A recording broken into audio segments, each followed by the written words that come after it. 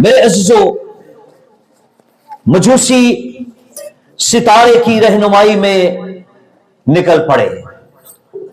कोई उनके पास हिम्मत नहीं है, कोई जीपीएस सिस्टम नहीं है, ग्लोबल पोजीशनिंग सिस्टम उनके पास नहीं है, कोई कंपास नहीं है।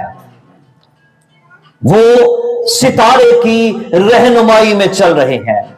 और कलाम बयान करता है कि हेरोदीस बादशाह के जमाने में यहूदिया के बैतलहम में यीशु पैदा हुआ।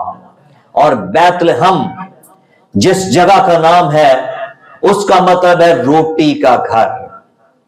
खुदावंद यीशु मसीह इस जगह पर पैदा हुए। वो रोटी का घर था लेकिन वहां पर रोटी की किल्लत थी।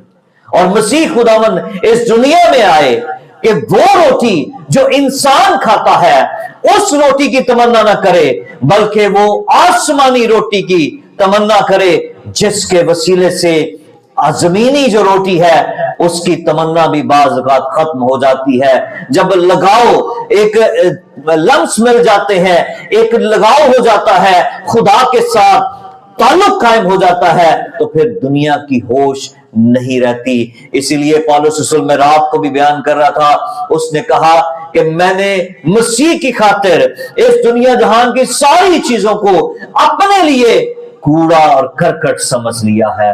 हालेलुया। वो किस चीज को बयान करता है कि जिंदगी की रोटी देने वाला मेरा यीशु है। हालेलुया। और कोई हस्ती है नहीं, जिंदगी का कलाम उसके पास है, जिंदगी का पानी वो है, और जो उसको पी लेता है उसकी जिंदगी के अंदर प्यास खत्म हो जाती है। वो फिर दूसरों को शराब करने वाला बन जाता है, दूसरों को पिलाने वाला बन जाता है, उसकी हंसी खत्म हो जाती है। अब उसके अंदर जो जिंदा रहता है वो मसीह जिंदा रहता है। हालेलुया।